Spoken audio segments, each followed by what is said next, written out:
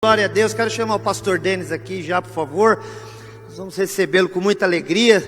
Pastor Denis, que é o pastor da IP de Sertanópolis, presidente do nosso presbitério. Vamos aplaudir o Senhor pela vida do servo de Deus. Muito obrigado, pastor, por ter aceitado o nosso convite. Glória a Deus, quero chamar o pastor Leandro aqui para fazer uma oração. E assim nós vamos receber a palavra em nome de Jesus. Pai, em nome de Jesus, nós nos alegramos, Senhor, nessa noite. Que bom, Deus, estarmos reunidos neste lugar para exaltar, para bendizer o Teu nome, Senhor. E fazemos isso de todo o nosso coração, Pai. Obrigado também, Deus, por podermos receber aqui nessa noite, pastor Denis.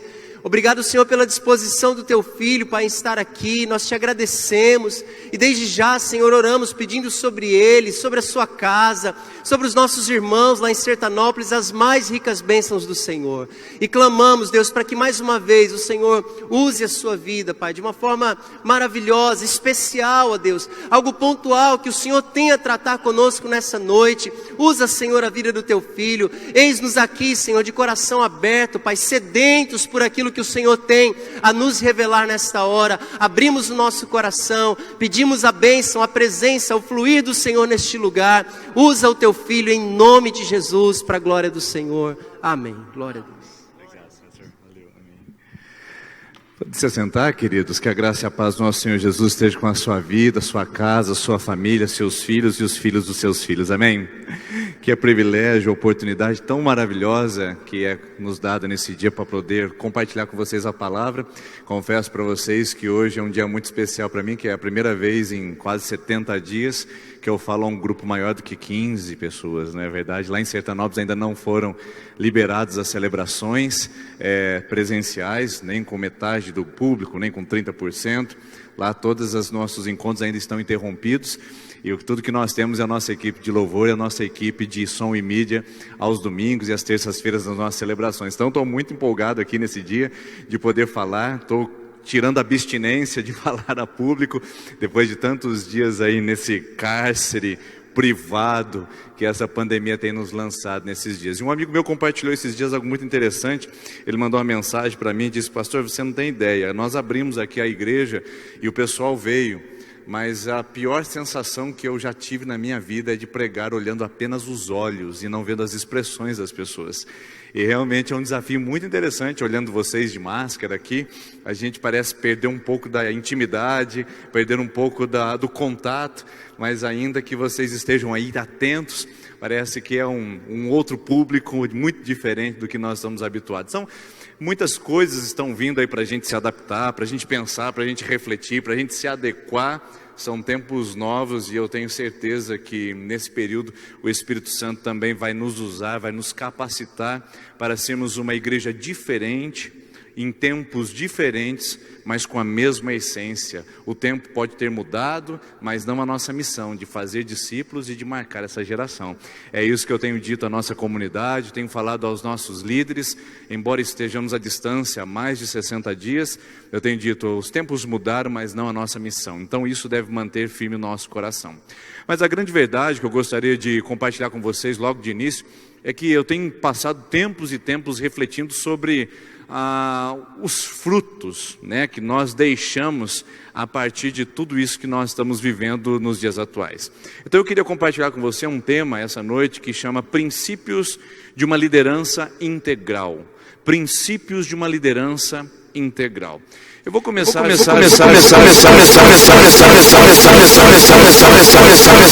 15, versículo de número 16, que diz assim: então eu vos escolhi para que vocês vão e deem fruto, e o vosso fruto permaneça. Vão e deem fruto, fruto que tenha permanência. Esse texto tem me feito meditar a respeito de tudo aquilo que eu fiz até o momento no meu ministério pastoral, especificamente nesses 5 e quase 6 anos lá na IPI de Sertanópolis. Nós crescemos, nós desenvolvemos, nós criamos frentes de trabalho que não existiam, ministérios que não haviam, nós colocamos líderes em posições importantes, nós oferecemos cuidado pastoral às famílias, nós ampliamos nossa relevância, nossa referência na cidade. Mas esses dias de quase 70 dias isolados, tem me feito pensar, e esses frutos vão permanecer? depois desse afastamento, o que nós podemos esperar colher? O que nós podemos esperar ter depois desse período passado?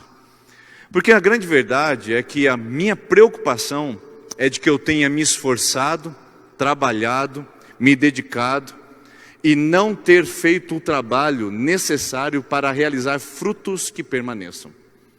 Frutos que permaneçam diz respeito a resultados que ficam. Então troca a palavra fruto, e nada tem a ver aqui com pragmatismo, nada tem a ver aqui com o fazer acontecer, tem a ver com a consequência de todo o nosso empenho, de toda a nossa dedicação, de tudo que nós fizemos. Queridos irmãos, eu particularmente como pastor, eu tenho um pouco de dificuldade de lidar com pessoas que atribuem e delegam a Deus toda a responsabilidade de cuidar, de fazer e de realizar as atividades. Porque Jesus disse, eu escolhi para que vocês deem fruto. Ou seja, a responsabilidade foi passada a nós. Nós podemos orar, podemos jejuar, podemos fazer congresso de liderança, mas a grande verdade é que é uma responsabilidade que pesa sobre todo cristão, que é a responsabilidade de fazer frutos, de deixar resultados da sua vida com Cristo, mas não qualquer resultado, um resultado que tenha permanência. O que significa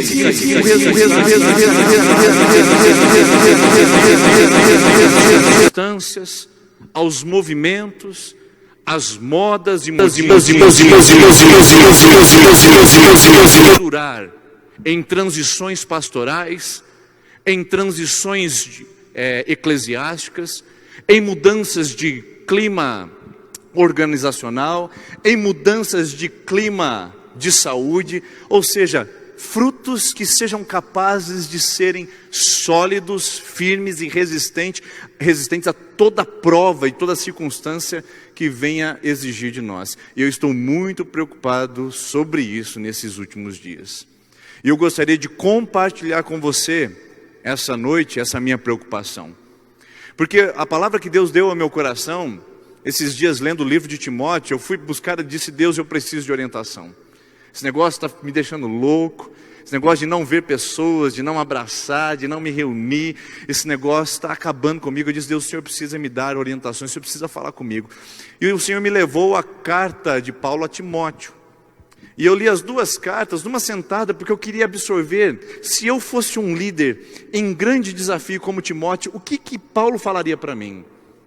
E eu encontrei um texto que saltou aos meus olhos, e que me fez repensar não só a minha liderança pessoal, a minha gestão como ministro da palavra, mas também na minha posição como líder e ao legado que eu gostaria de deixar com a igreja que eu pastorei. E eu gostaria de compartilhar com vocês esses aprendizados que eu tive sobre o que significa liderança integral. Quando eu falo em integral, eu falo em algo completo, em algo pleno. Algumas pessoas vão usar a palavra holístico, é uma palavra bonita, mas difícil. Então eu vou usar o termo integral, total, completo.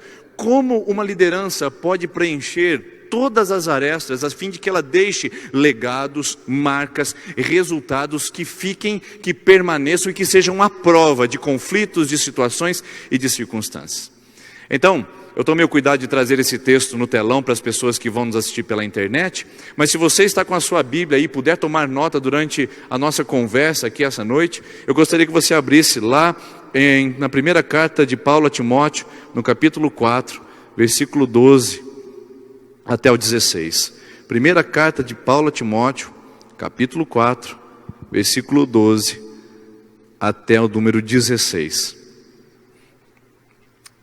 Veja só o que esse texto traz a nós. Diz assim: ninguém o despreze pelo fato de você ser jovem, mas seja um exemplo para os fiéis na palavra, no procedimento, no amor, na fé, na pureza.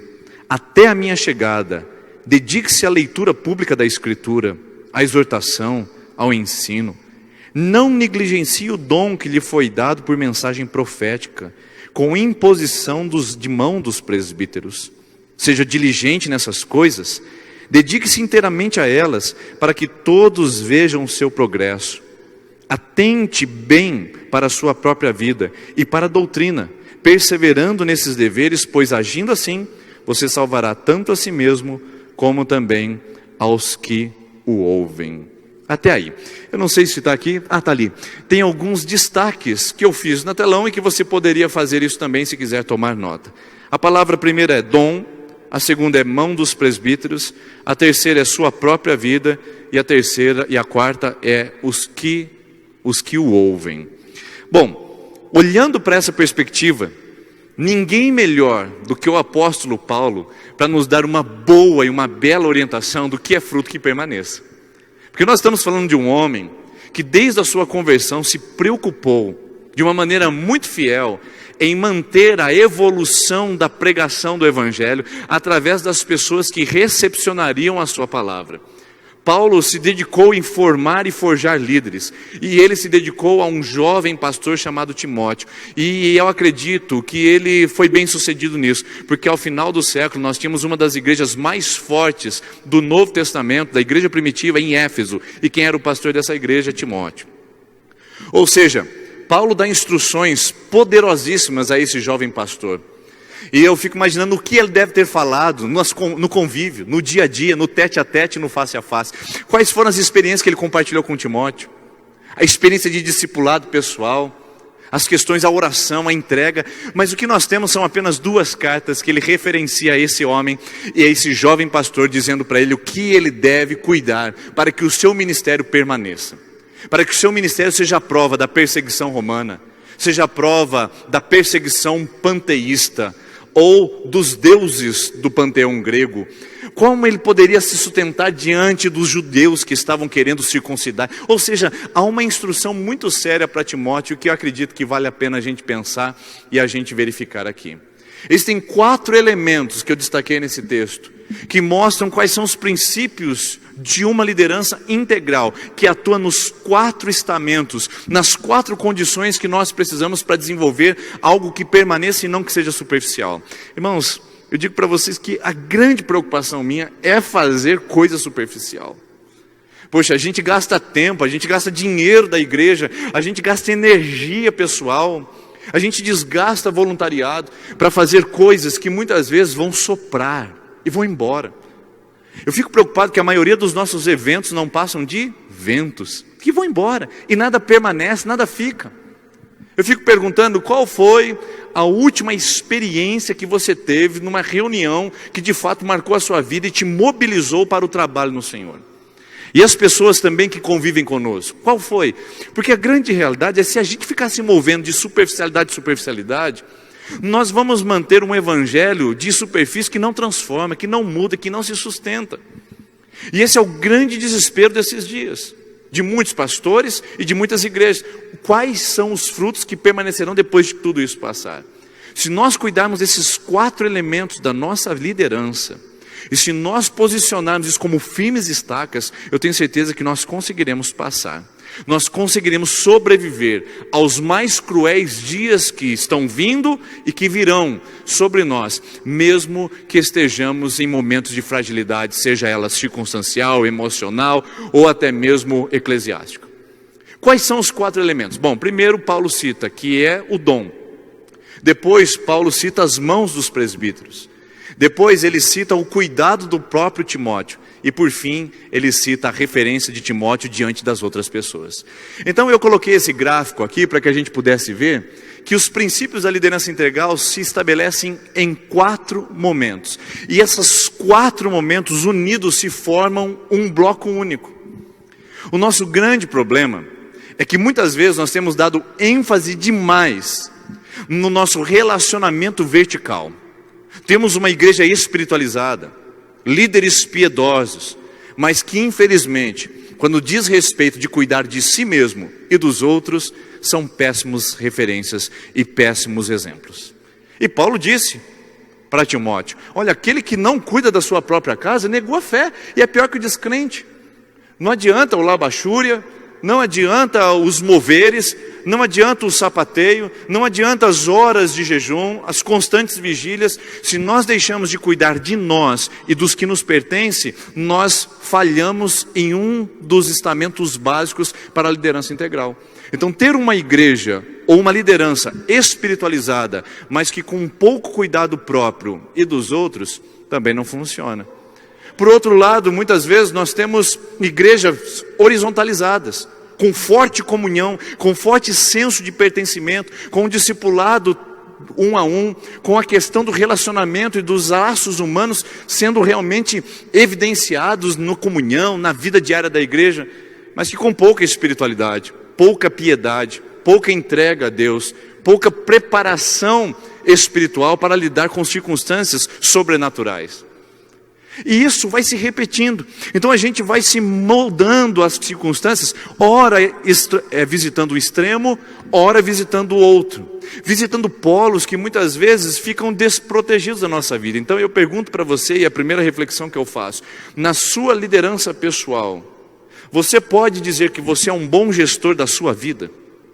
Sua vida está em ordem, sua casa está em ordem, seus negócios, suas finanças, sua saúde está em ordem?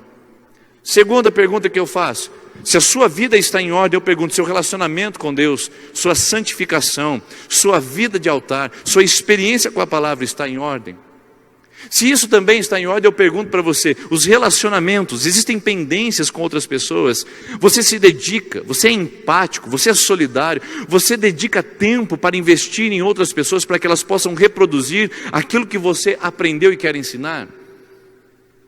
Ou seja, são questões que a gente vai perguntando e que quando a gente percebe, a liderança é muito mais profunda do que a gente tem trabalhado, do que ficar movendo de eventos, movendo de treinamentos, movendo de estratégias. O que a Bíblia tem para a liderança não é uma estratégia de marketing para a gente atrair mais gente.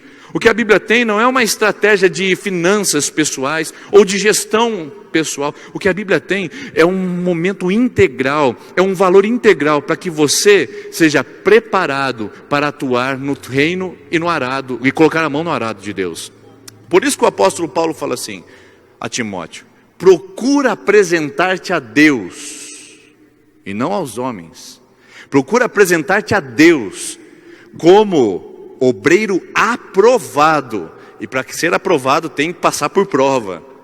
Não tem como, eu sou professor de literatura, eu não posso dizer que os meus alunos foram aprovados se eu não apliquei antes sobre eles um teste. Procura apresentar-te a Deus como obreiro aprovado, que não tem do que se envergonhar e que maneja bem a palavra da verdade. Ou seja, todos os elementos estão colocados juntos. Liderança, ela não pode ser polarizada, queridos. Não pode. Às vezes eu sou convidado para falar com pessoas sobre gestão pessoal, sobre gestão de tempo, né? Como formação em coach, as pessoas acham que a gente vai resolver todos os problemas da vida dela. E eu digo para elas no meu escritório, no meu gabinete: olha, você pode até organizar suas finanças, você pode até ajustar o seu tempo, mas se você não se relacionar com Deus, alguma área sempre vai ficar clamando por socorro, não é verdade? E a mesma coisa, não adianta você se relacionar com Deus e dizer que está tudo bem na sua fé, se a sua vida está toda bagunçada, toda em desordem. Se os relacionamentos estão prejudicados, se a sua preparação pessoal também não vai bem. Então, o que Paulo diz a Timóteo é: Timóteo, preste bem atenção. Isso que você recebeu é um dom. E a palavra dom é carisma. Carisma vem de Deus, não é forjado por homem, não é preparado nos bastidores da igreja, não é feito, né, por estratégias ou por questões de treinamento. O que você tem, Timóteo, é um dom. É o que Deus te concedeu, é divino. Então guarde isso como algo precioso. E isso foi confirmado pela mão de liderança. Ou seja, Timóteo, você não está sozinho. Você tem alguém que te supervisiona, você tem alguém que está sobre você, você tem alguém a prestar contas, você tem alguém a te discipular. E não somente isso, Timóteo, não é porque os outros cuidam de você que você não cuidará de si mesmo. Cuide da sua vida, cuida de ti mesmo, olha bem para a sua vida pessoal, porque as outras pessoas também dependem de você. Veja só, os 4 elementos: meu relacionamento com Deus, minha submissão às autoridades que estão sobre mim, meu relacionamento com os outros e o meu relacionamento comigo mesmo. Irmãos, nós precisamos colocar esses 4 elementos em algum lugar da nossa casa, na geladeira, para que a gente possa perguntar todos os dias: tive contato com o meu líder? Estou sendo discipulado? Estou recebendo instruções e aprendendo? Ótimo. Estou tendo minha comunhão com Deus? Ótimo. Estou me relacionando com saúde com os outros? Bom testemunho? Ótimo. Estou cuidando da minha vida pessoal? Ótimo. Esses 4 elementos juntos formam o líder integral, ou melhor, a liderança integral. A liderança integral.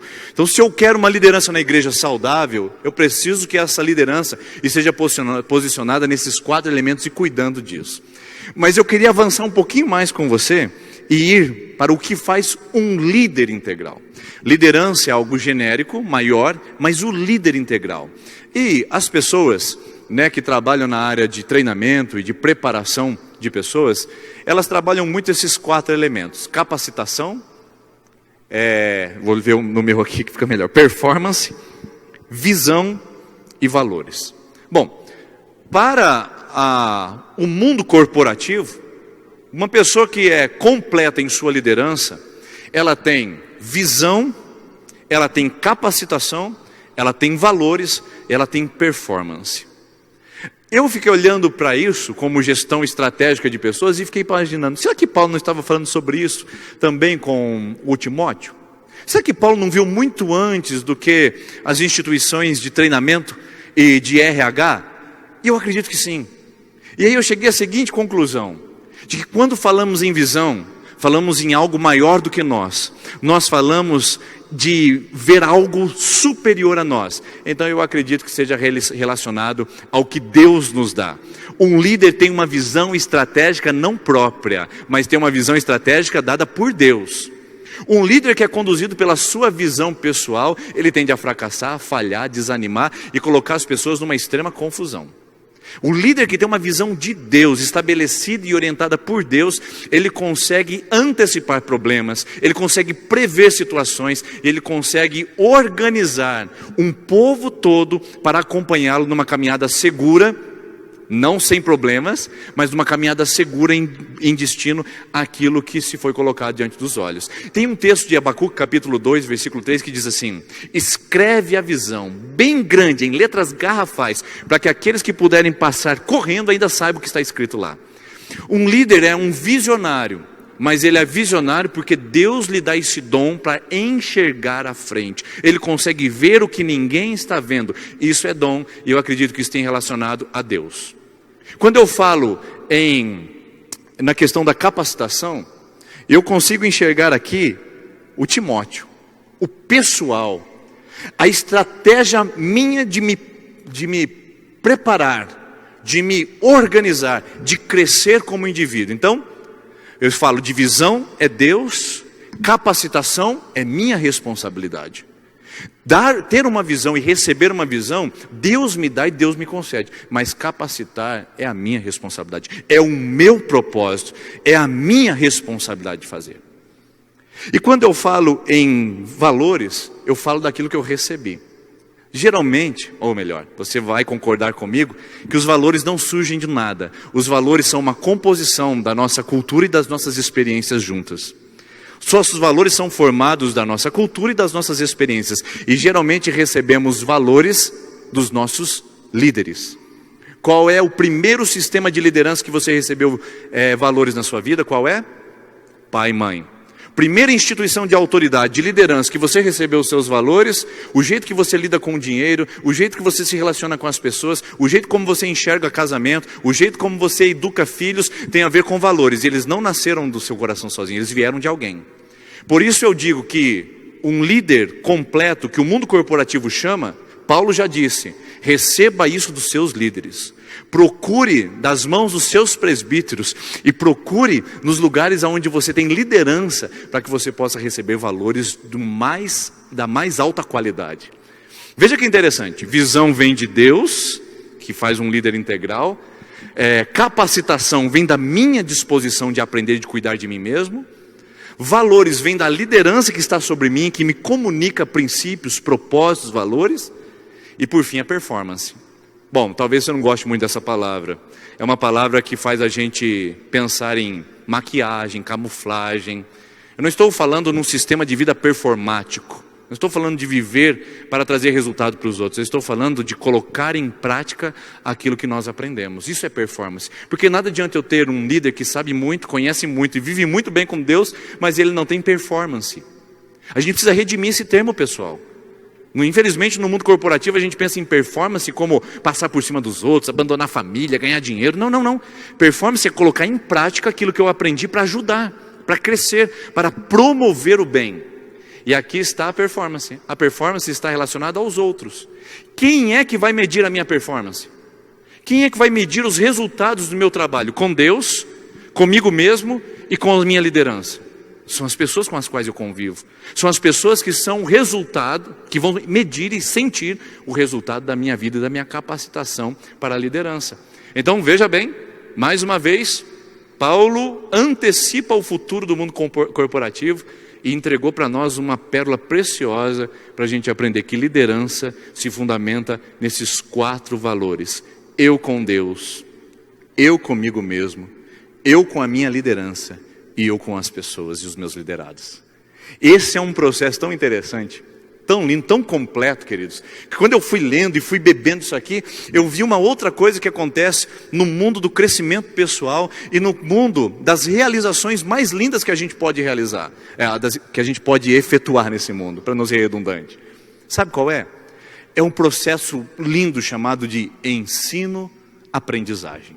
Eu vejo nesse texto, e eu vejo nesse princípio da liderança integral, o processo de ensino-aprendizagem. Antes de você falar assim, mas o que vem isso? De onde vem isso? Isso vem do mundo da pedagogia, né? Do mundo escolar e acadêmico. Mas eu quero dizer para você o seguinte, ensino-aprendizagem se baseia num princípio do ser humano seguinte: quem parou de aprender não tem mais autoridade para ensinar. Vou repetir para você, quem parou de aprender não tem mais autoridade para ensinar. O que mais me machuca no mundo de liderança evangélica é a sensação de que as pessoas estão cheias de si, de que elas estão completas e plenas e deixaram a humildade do aprendizado de lado. Então, olha que interessante, nessa linha e nesse quadro que eu trouxe para você de liderança integral, o gráfico do princípio ensino-aprendizagem. Porque em todo tempo eu estou aprendendo, mas eu também estou ensinando. Tem uma máxima que diz o seguinte: ninguém é tão ignorante que não possa ensinar alguma coisa, e ninguém é tão sábio que não possa aprender nada. Não é verdade? Como é bom a gente aprender isso, pessoal. Ninguém é tão ignorante que não possa ensinar alguma coisa, e ninguém é tão sábio que não possa aprender alguma coisa. Esse princípio precisa ser restaurado e redimido na nossa vida eclesiástica e também na nossa liderança. Aprender a aprender, e o Covid está fazendo isso com a gente. A gente está aprendendo um novo normal, né? No mundo, na América do Norte, eles estão dizendo sobre o new normal. O que é o new normal? É assim, de máscara, toquinho, distância. Será que isso veio para ficar? Será que esse é o novo normal? Pois é, o Covid está nos fazendo desaprender muitas coisas, reaprender outras e aprender algumas que nós nunca imaginávamos que iríamos ser capazes de aprender. Essa flexibilidade, Paulo está dizendo para Timóteo, aprenda, desenvolva, cresça, não se dê por satisfeito. Na minha experiência como pastor de células, de pequenos grupos, né, na minha experiência de treinamento de liderança, o mais difícil é a gente sentar com pessoas que acham que não tem nada mais para aprender. E quando elas não têm mais nada para aprender, elas perderam a essência da liderança e já não conseguem mais ser uma bênção no seu pequeno grupo, na vida das pessoas. Porque quem deixa de aprender também deixa de ensinar. Esse é um processo constante e contínuo que deve estar em evolução na nossa vida. Olha só essa linha que eu trouxe para você. Pode passar o próximo, por gentileza. Essa seta para cima diz respeito ao processo de liderança, tá certo? E a linha horizontal diz respeito ao processo de liderado. Ou seja, todos nós que estamos aqui somos líderes e liderados ao mesmo tempo. Quem não tem um líder sobre si está correndo perigo. Pastores que andam sozinhos, líderes, presbíteros, supervisores, que acham que não precisam de uma liderança sobre si, estão correndo perigo, porque nós caminhamos nesse processo. Toda pessoa precisa ser líder e liderado ao mesmo tempo. E nesse gráfico horizontal, eu queria que você notasse, nós temos o processo de aprendizagem. Eu sou liderado, então eu aprendo. Como liderado, queridos, que nós somos, e vocês aqui estão hoje sendo liderados por uma mensagem, liderados por um pastor, liderados por um supervisor de pequenos grupos, liderados por um presbítero. No processo de sermos liderados, nós estamos aprendendo. E aprendemos em 2 elementos, com Deus e com os nossos líderes. Irmãos, líderes precisam ser honrados. Líderes precisam ser amados. Os nossos líderes não podem ser objeto das nossas fofocas, não pode ser objeto dos nossos melindres, não pode ser objeto das nossas conversas na mesa de jantar ou no final de um grupo na comunhão da célula. Os nossos líderes precisam ser amados, honrados, porque estão sobre nós e foram posicionados ali para nos servirem. Se você não concorda com o que ele faz, se você não está de acordo com quem ele é, então ore a Deus, porque se Deus quiser, tirará de sobre sua vida. Esse é o processo de aprendizagem. Eu aprendo com Deus, mas também aprendo com o processo de liderança que está sobre mim. Deus deixou estruturas, condições para que eu possa me desenvolver com isso. Esse é o processo de aprendizagem. E no processo de aprendizagem, sabe o que eu preciso? Eu coloquei algumas palavrinhas. Pode colocar, por favor? Humildade, submissão e aprendizado. Essa é a linha que eu preciso construir. Humildade. Humildade para ouvir, humildade para aprender, humildade para receber repreensão, humildade para escutar, humildade, submissão, olhar a missão maior que está sobre mim. Eu vejo muitos líderes caminhando pela sua própria missão, gente. E não é à toa que os melhores palestrantes de pequenos grupos, de células, dizem que visão mais visão é o quê? Divisão. Não são 2 visões, é divisão. Porque cada um quer seguir a sua missão. O pastor tem a visão, ele transforma isso em algo tangível para a igreja, mas cada um dos líderes tem a sua missão pessoal. Isso não vai levar a lugar nenhum, porque está tirando a gente do processo de crescimento como liderança integral, e a gente deixou de aprender, deixou de ser humilde, deixou de ser submisso. Submissão é estar debaixo de uma missão, é ver algo grande. Por isso, você líder que não tem uma missão, está também correndo perigo. Como é que você quer que alguém te siga? Porque o processo de liderança é alguém que é seguido pela missão que tem. Qual é a sua missão como líder? E qual é a missão que você segue como liderado? Eu acho lindo essa dinâmica, porque a gente está o tempo todo conversando com ela. Mas agora na linha por cima, processo ensino, liderança. É onde eu estou crescendo, onde eu estou desenvolvendo. Então, como liderado, eu estou com Deus e com os meus líderes sobre mim. Mas como líder, eu estou crescendo como pessoa e estou transmitindo valores às outras pessoas. Estou crescendo para elas. Eu cresço para ser bênção na vida das pessoas. Quando Deus chama Abraão, ele diz: Abraão, eu te farei bênção para muitas famílias. Deus não diz que ele faria Abraão bênção para um grande ministério. Irmãos, quando eu olho para a IPI de Sertanópolis crescendo, quando eu vejo a IPI de Rolândia crescendo, quando eu vejo as igrejas se desenvolvendo, eu não vejo um ministério pessoal crescendo, eu vejo o reino de Deus, pessoas sendo abençoadas. Tem gente que pergunta para mim: pastor, você quer crescer a igreja? Eu falo: não, eu quero aumentar o impacto da igreja. Crescer a igreja é só uma consequência, crescer o templo, o número de cadeiras, as paredes, porque o importante é a gente aumentar o impacto na vida das pessoas. E quanto mais famílias eu tocar, quanto mais famílias eu abençoar, mais a igreja cresce. Agora, o que nós estamos vendo é uma inversão de valores. Eu não quero crescer como pessoa e quero que alguma mágica aconteça na minha célula. Eu não tenho tempo de aprendizado da palavra, eu não tenho tempo de preparo do roteiro, eu não tenho tempo de ligações, de cuidado, de visitas, eu não tenho tempo de discipulado, eu não tenho tempo de crescimento. E aí eu quero que uma mágica aconteça. Eu quero que de repente o Espírito Santo desça e me possua. Queridos, não é espiritismo. Cristianismo não é espiritismo. Deus vai usar aquilo que Ele tem dado a você como recurso que você tem administrado. Lembra da parábola dos talentos? O administrador deixou e foi. Cada um administra de acordo com a sua capacidade, com a sua competência. Ele não deu mais e nem deu menos, ele deu de acordo com a sua capacidade. Não é o que você produz com isso, não é a quantidade que você tem, mas como você administra o que Deus te deu. Então, aí a gente quer de repente ser líder, de repente a gente quer crescer, de repente quer a célula grande, de repente quer multiplicar, sendo que nós mesmos não crescemos. O princípio do crescimento e do fruto é: primeiro eu cresço para baixo, em raiz, depois eu cresço em estrutura, e depois eu frutifico. Agora, o grande problema das igrejas que crescem e decrescem, é que elas querem começar dos frutos para depois criar raízes. Não dá certo esse processo, pessoal. Já está provado. Em empresas, em corporações e na igreja. Crescer a partir de resultados não leva a lugar algum. Mas crescer a partir das suas raízes e da estrutura, do processo, onde você aprende e ensina, isso não para nunca. Nós temos uma igreja saudável, líderes saudáveis, pequenos grupos saudáveis, e isso, o crescimento se torna natural. Ninguém precisa ficar torcendo para uma árvore crescer. Não é verdade? Ela já tem em si o DNA do crescimento. O que ela precisa? De água, cuidado, ser livre das pragas, sol, para fazer a fotossíntese e crescer. Ninguém fica lá, cresce árvorezinha, motivação para você. Olha, eu trouxe uma palavra para você, pequena laranjeira. Quando você crescer, você será a mais frutífera de todo o pomar. Você crescerá, você será grande, poderosa. Cresce, laranjeira. Ninguém faz isso. Porque nela tem o DNA do crescimento, assim como na sua vida. Tem gente que acha que precisa de motivação. Tem gente que, pessoal, força de vontade não é suficiente. O que precisa de disciplina, responsabilidade e compromisso.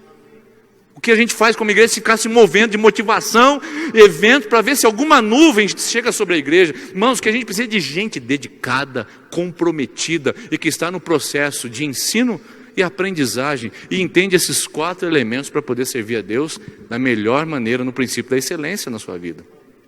Então, a gente não precisa torcer para a igreja crescer. A gente só precisa cuidar daquilo que está fazendo ela não crescer.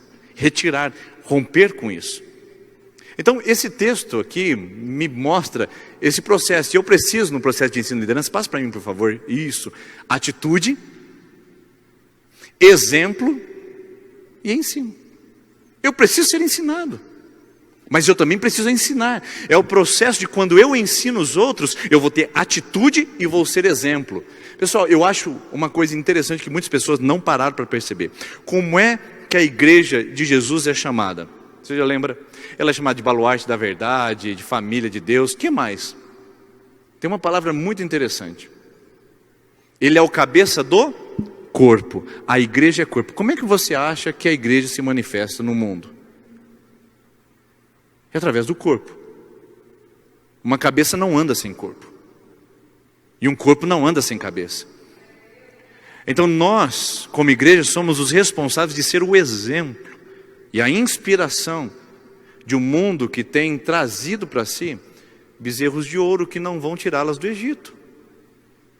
Enquanto a gente ficar se degladiando com processos doutrinários, sob preferências pastorais, enquanto a gente ficar, eu sou de Paulo, esse é de Apolo, esse é de Cristo, enquanto a gente ficar, nós não vamos a lugar algum, a gente não avança como corpo, porque o corpo precisa se expor ao mundo. Por isso que é exemplo, por isso que é performance.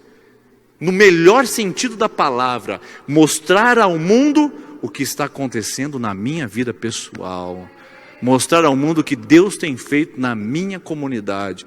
Mostrar ao mundo através da atitude, do exemplo e do ensino. Então, esse é o processo lindo e maravilhoso que eu vejo na Bíblia. 4 fundamentos da liderança integral. O processo de ensino e aprendizagem para que Timóteo não caia no ostracismo de ficar achando que ele já aprendeu tudo que deveria. Agora é hora de crescer, Timóteo, e continuar crescendo. Então, eu queria encerrar a nossa conversa aqui, como eu disse para vocês, não quero tomar muito tempo, a empolgação é grande de falar com um grupo maior, mas eu queria deixar registrado para você aqui algumas palavras interessantes sobre esse texto. E a primeira delas, pode passar por gentileza, liderança capacitada. Você lembra quando a gente falou de capacitação? Que é a minha responsabilidade? Eu quero deixar 3 palavras para você aqui. Intencionalidade, autorresponsabilidade e saúde emocional. Essa é a parte que cabe ao nosso ambiente pessoal. Gente, autorresponsabilidade é a proposta de que eu me coloquei no lugar onde eu estou e somente eu posso me tirar dali. Tem lugares que a Bíblia não manda a gente orar, a Bíblia manda a gente fazer. O Moisés vai lá e ora, Senhor, esse povo aqui. Moisés, o que você está falando comigo, orando comigo? Eu não quero oração não, Moisés. Você vai lá e fala para esse povo marchar, porque foi para isso que eu os tirei do Egito, marche. Tem momentos, queridos, que a gente fica delegando a Deus uma responsabilidade que é nossa. Uma responsabilidade que é sua e que é minha. Essa terceirização é muito prejudicial e danoso para a vida do líder.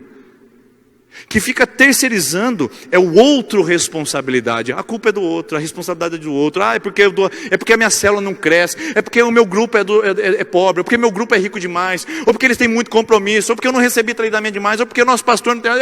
E todo mundo tem uma desculpa para não crescer e não se desenvolver. Autorresponsabilidade, Timóteo, é o que Paulo está dizendo, é cuidar de si mesmo. E cuidar de si mesmo é colocar intencionalidade naquilo que você faz e tirar desculpas. Queridos, nós temos muitas desculpas para não fazermos nada no período de pandemia, cruzar o braço e ficar torcendo para o povo voltar para a igreja depois de tudo isso passar. Autorresponsabilidade é o cuidado que eu tenho comigo nesse período, para que eu possa investir nas coisas corretas e não ficar culpando os outros. Eu digo que a gente sempre tem alguns inimigos imaginários para a gente terceirizar a culpa. O primeiro inimigo que a gente tem imaginário, me escute bem, eu não quero que você se escandalize, mas eu vou explicar. O primeiro inimigo que nós temos é Deus, das nossas responsabilidades. Por quê? Deus quis assim. Ora, se Deus quis assim, o que eu vou fazer? Irmãos, eu tenho um grande problema pessoal, tá? E eu quero compartilhar isso com vocês, isso é meu. Você não precisa concordar comigo, você tem todo o direito, mas é uma reflexão que eu faço. Eu tenho um grande problema com líderes que chegam e falam para mim, então Deus ministrou meu coração que é hora de eu sair. O cara não preparou líder, o cara não preparou sucessor, aí ele vem se sustentar numa palavra que Deus deu para ele. Deus não é irresponsável, irmãos. Deus não é irresponsável. É a mesma coisa que eu estou lá em Sertanópolis, eu não tenho liderança para me substituir, eu não tenho condições, eu recebo uma proposta de uma igreja, eu falo, uau, essa proposta é interessante, eu acho que eu vou para lá, eu estou sentindo no meu coração que é para eu ir para lá. Aí eu chego com meus presbíteros, eu batalhei 5, 10, 15 anos na igreja, para a igreja ter uma estrutura, e do nada eu falo assim, irmãos, Deus me falou que eu tenho que ir para outra igreja. Aí eu saio, a igreja, eu falo, que Deus é esse? Deus se torna um inimigo imaginário. Nós, quando a gente fala, Deus quis assim. Irmãos, tem muitas coisas que Deus não quis, Ele deixou para você resolver, e você está resolvendo muito mal, ou não está ouvindo realmente aquilo que você precisa realizar. Então, eu preciso compartilhar isso com vocês, eu preciso. Porque a autorresponsabilidade é, embora haja um sentimento no meu coração, embora eu veja uma oportunidade boa na minha vida, se eu sinto que seria irresponsável da minha parte, deixar meu grupo, sair da igreja, abandonar minha célula, eu não farei isso em nome das outras pessoas por causa da responsabilidade que eu tenho, não por causa dos sentimentos que eu sinto. E sentimento justifica tudo, não é verdade? No nosso mundo, ontem eu preguei sobre isso na nossa comunidade, no nosso mundo pós-romântico, sentimento justifica tudo. As pessoas chegam no gabinete e falam, pastor, eu vou separar. Por quê? Sinto que não amo mais. Isso é argumento? 25 anos num sentimento. O cara chega lá na empresa, 25 anos de sócio, olha para o cara e fala, eu sinto que a gente não está se dando bem. Sinto? Como é que é isso? E sinto justifica tudo. Pastor, eu sinto que... Oh Deus, segura minha língua. Eu sinto que meu tempo acabou aqui, Senhor. Pastor. Oh, Jesus. Então vamos basear o seu sentimento em evidência. O que você não se sente respeitado? Você não se sente capaz? Você não tem submissão ao seu pastor? Então fala a verdade, não vem com palavra de cinto. Irmãos, estou cansado disso. Eu só tenho 12 anos de ministério pastoral, mas já estou cansado. Quando a pessoa vem e fala, eu sinto, pastor, eu falo, peraí, vamos descobrir o que você sente. Você sabe que você não é capacitado, você não gosta do meu estilo pastoral, você não quer mais cuidar de pessoas, então você quer sair, é isso? Então, mas não fala cinto. Responsabilidade, irmãos. Timóteo, cuida de você mesmo. Cuida da gestão da sua alma. Eu gosto muito de um texto que Pedro diz, né? Ele diz, acho que é João, se não me engano agora. Diz, eu oro para que seja próspera a sua alma. Não é verdade? Ou seja, cuida de você, cuida dos seus sentimentos, cuida de quem você é lá dentro. Se livre desses inimigos imaginários que te desculpam a viver uma vida medíocre. Porque Deus quis assim, tem coisa que Deus está desafiando você a sair da zona de conforto e você usa Deus como muleta. Eu uso muitas vezes, Deus, eu não vou sair daqui porque o Senhor quer que seja assim, não é verdade? E Deus está dizendo, sai meu filho, abandona a muleta, vai que você vai andar, vai que você vai saltitar. Outro inimigo imaginário que a gente tem é o diabo. Porque o Martinho Lutero já disse que o diabo é um cão feroz preso na coleira de Deus, né? Então eu não tenho medo do que ele quer me travar ou me impedir de fazer. Porque ele teve que pedir permissão para tocar em Jó, então certamente ele deverá pedir permissão a Deus para tocar na minha vida. Mas muitas pessoas usam, o inimigo é o ladrão da alegria, né, pastor? Então ele estava tão bem na célula, mas o inimigo veio. Inimigo ou gestão? Ontem eu estava conversando com uma pessoa na igreja e ela disse assim para mim: então, pastor, estou com um problema, tal, assim. E eu falei para ela assim: esse problema que você está enfrentando, que é um problemaço, ele falou: é um problemaço. Eu falei: em algum momento ele já foi um probleminha? Ele falou: não tinha pensado nisso, mas já foi, há 3 anos atrás já foi um probleminha, eu não resolvi. Eu falei: então, todo problemão já foi um probleminha fácil de resolver. O problema é a nossa falta de iniciativa para resolver isso, falta de gestão. E aí o inimigo está agindo, o inimigo está acabando com a igreja, o inimigo está acabando com a célula. E a minha responsabilidade nisso? É inimigo imaginário. Outros inimigos também podem ser chamados outros. Tem um livro que chama O Outro é o Demônio. Porque na verdade na nossa geração é a culpabilização das pessoas e o meu fato de me fazer de vítima é o tempo todo. O outro é o capeta. Culpa daquele endiabrado lá. Se o cara não tivesse endemoniado, estava tudo bem até hoje. Ou eu que não soube lidar com as circunstâncias, eu que não soube agregar pessoas, eu que não soube pedir perdão, eu que não soube ser flexível. Outro inimigo imaginário é a circunstância. Sabe como é que é, pastor? A vida é assim. Não, irmãos. Muitas vezes a vida não é assim. Tem coisas que não estão no nosso controle, por exemplo, o coronavírus, mas tem coisas que estão no nosso controle. Tem coisas que estão debaixo da nossa ação. O Nelson Mandela disse, depois de passar 28 anos preso numa prisão lá na África do Sul, ele disse o seguinte: eu posso responsabilizar os meus inimigos pelas suas atitudes, mas eu sou o único responsável pelos meus sentimentos. Eu posso responsabilizar os outros pelo que eles fizeram comigo, mas os sentimentos que eu tenho a respeito deles, se eu sou o único responsável. Eu acho lindo isso, a possibilidade de a gente assumir o controle da vida. Como, por exemplo, o Salmo 42, por que está abatida a minha alma? Ele não ora. Ele não pede a Deus para ajudar, ele fala: espere em Deus, minha alma.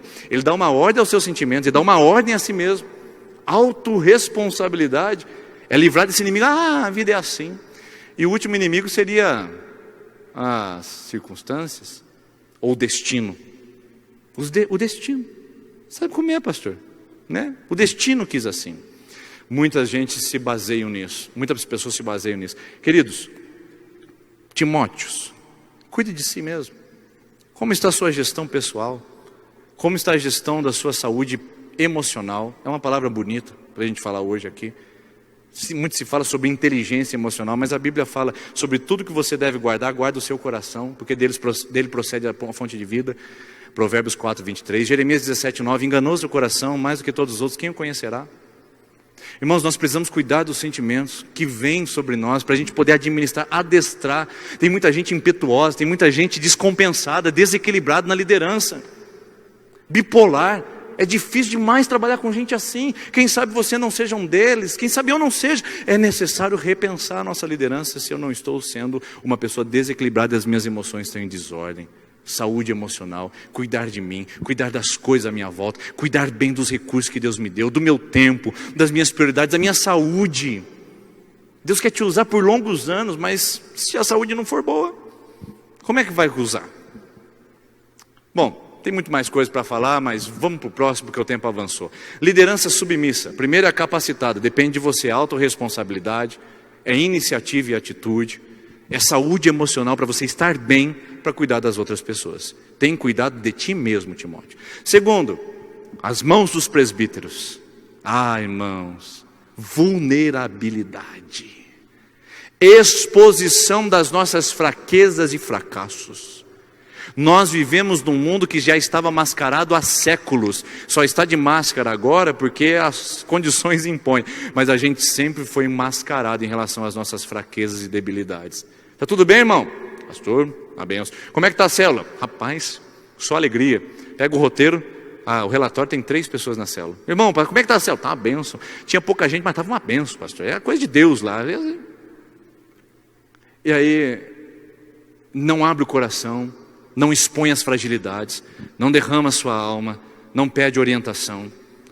Há um privilégio, um presente em sermos vulneráveis, irmãos.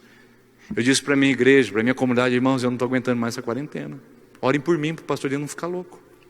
Eu pedi em púlpito, porque eu sinto que as coisas estão apertando demais. Estou chegando no meu limite emocional, de levantar e não ter minha rotina de volta, e não ter o povo de volta. Eu falei: irmãos, orem por mim. E aí o pessoal começou a mandar mensagem: nossa, não sabia que o pastor também sentia essas coisas. Eu falei: sente. O pastor também briga com a esposa, o pastor também fica irritado com os filhos, o pastor também acorda de mau humor. E é um presente em sermos vulneráveis, irmãos. A gente não é blindado, nós não estamos protegidos, nós não somos à prova de fogo. Nós precisamos ser vulneráveis uns aos outros, aprender a corresponder com o nosso coração. Pedir perdão, confessar pecado a Deus é perdão, mas confessar uns aos outros é cura. Tiago disse isso, capítulo 5, versículo 16. Confesse uns aos outros para serem curados. Tem muita gente doente guardando pecados ocultos, porque não se abre. Irmão, tem que abrir, tem que falar que está tendo tentações, problemas, dificuldades, que o casamento está com problemas. Tem que abrir o coração para pessoas que podem te ajudar, para a sua liderança. Vulnerabilidade é um presente, a gente precisa aprender a usar isso, que Deus disse para a gente usar. E os salmos provam a vulnerabilidade do ser humano, todos os salmos.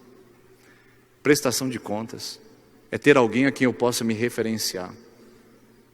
Tenho jovens que estão sob o meu discipulado, e eu digo para eles: e aí, irmãos, como é que está a vida aí? Aí um cara fala: não, pastor, eu estou com essa dificuldade essa. E a semana que vem eu falo: semana que vem eu vou perguntar de novo, beleza? Ele fala: beleza, pastor. Semana que vem eu encontro ele. Eu falei: irmão, conseguiu superar aquela luta, pastor? Graças a Deus. Não, pastor, caí de novo. Então vamos em casa, nós vamos orar novamente, a gente vai conversar, vamos criar estratégia. Prestação de contas. Se a gente precisa ter sempre alguém para a gente se referenciar, para cuidar da nossa alma, para se preocupar conosco, para dizer: eu presto contas a você.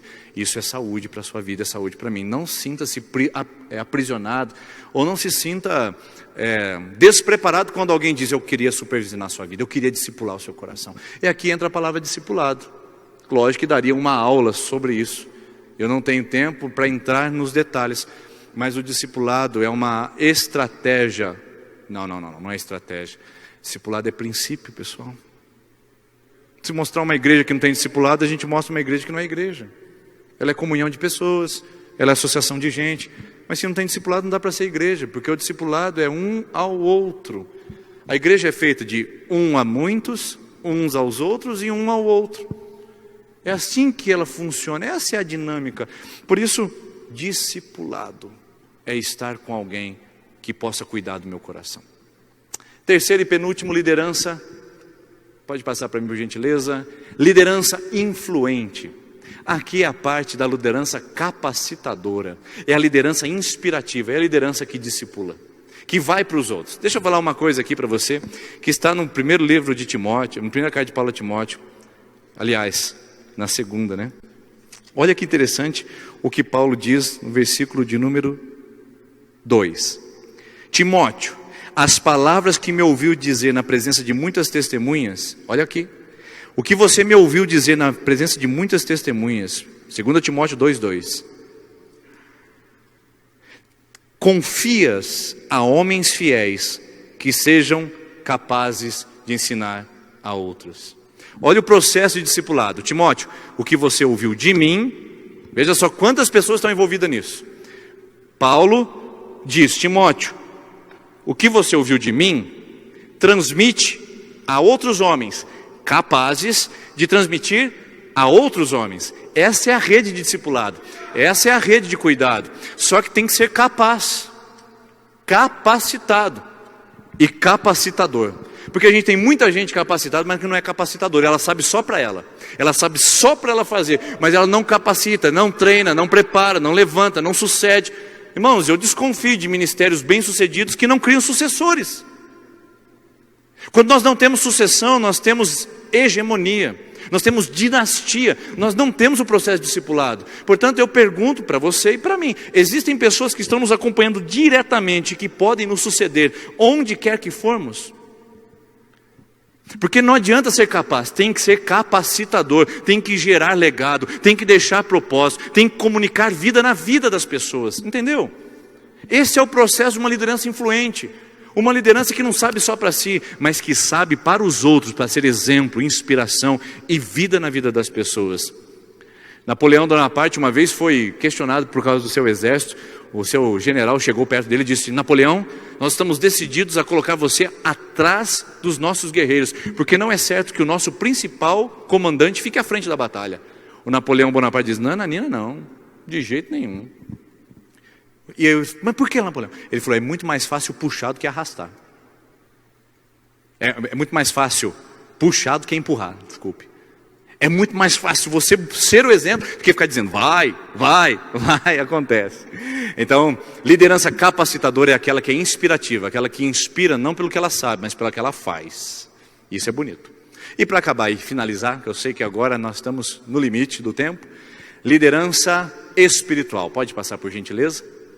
E a liderança espiritual, eu seleciono 3 palavras aqui para vocês. É lógico que daria para a gente explorar muito mais, mas liderança que tem temor a Deus, uma vida piedosa e é uma liderança carismática. O que isso significa, pastor? Não adianta você ter conhecimento, entendimento e ferramentas.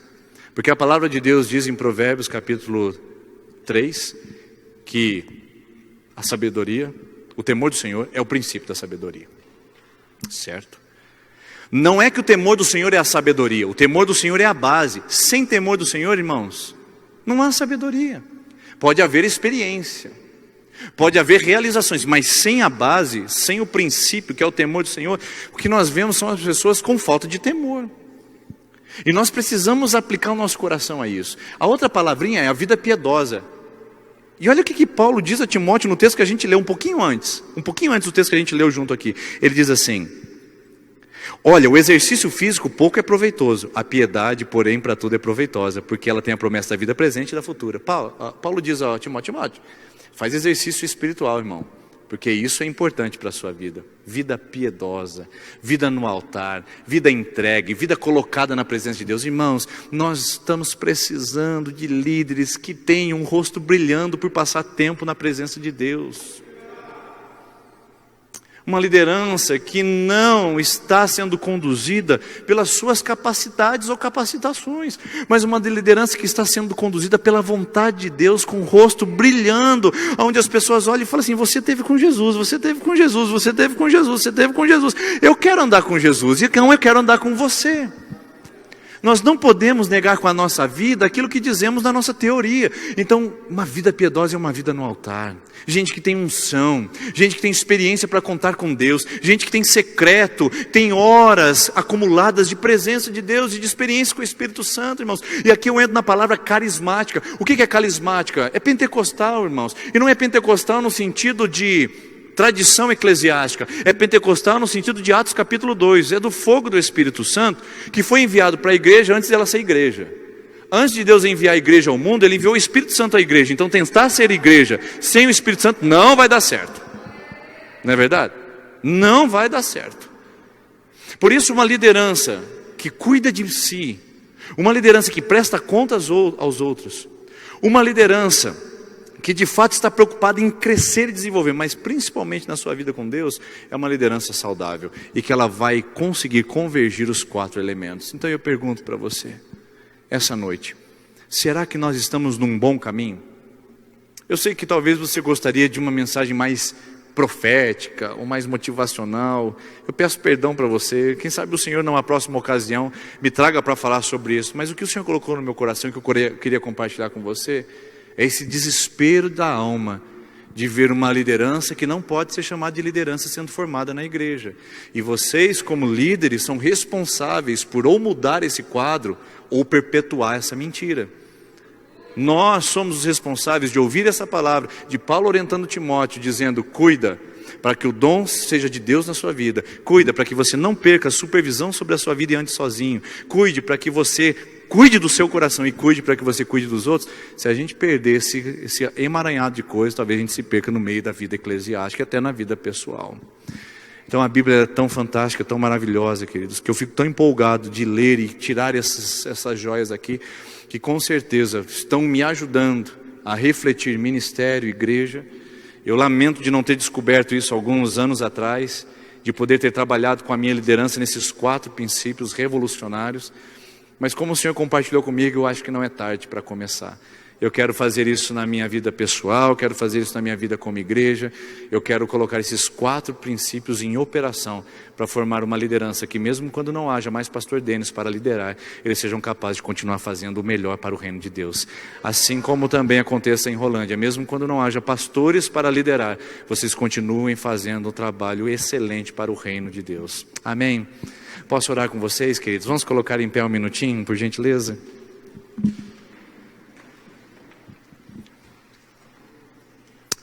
Senhor Jesus, eu quero agradecer ao Senhor por essa oportunidade de que uma palavra, Deus, tão poderosa para encher o nosso coração de alinhamento, para que possamos fazer o melhor trabalho para o Senhor, com responsabilidade de quem sabe quem o Senhor é, Pai. Senhor, o Senhor chama pessoas, o Senhor capacita pessoas, e o Senhor também confia talentos para as pessoas. Então, Pai, eu fico feliz de falar com essa liderança que está presencial, e essa liderança que irá ou está ouvindo na transmissão online. Pai, eu fico feliz de que essa mensagem esteja ampliando o seu alcance, e chegando em corações que precisam saber os princípios de uma vida integral no seu altar. Pai, nossa vida é feita nesses elementos, nos ajude a enxergá-los e a praticá-los. Enche essa igreja com o entendimento da sua palavra, enche essa igreja de paz, de alegria do Espírito Santo, de renovo da sua presença, fortalece, porque eles precisam de motivação do alto, é verdade, precisam da alegria do Senhor, é verdade, mas essa igreja, Pai, precisa de responsabilidade naquilo que faz, não que eles tenham sido irresponsáveis, mas que a irresponsabilidade é uma tentação de jogarmos para os outros aquilo que nos confere a nós, Pai. Abençoe cada líder, cada mulher, homem que me ouve, jovem, adolescente, que é um líder dessa comunidade, para que eles caminhem não por movimentos, não por empolgação, não por euforia, porque euforia não é suficiente, Pai, mas que haja responsabilidade, compromisso, entrega, sacrifício pessoal para ver o seu reino se expandindo aqui e através desse lugar, em nome do Senhor Jesus. Fica com essas famílias, protege, livra da pandemia, livra das pragas, livra da incredulidade, da frieza espiritual, e fortalece esse teu povo na fé e na esperança do nosso Salvador Jesus Cristo, em quem aguardamos confiantemente a sua volta, até que possamos dizer: Maranata, a hora vem, Senhor Jesus. Amém, amém. Deus abençoe. Muito obrigado, irmãos. Obrigado, pastor Silas. Obrigado, conselho da IPI de Rolândia. Amém, gente.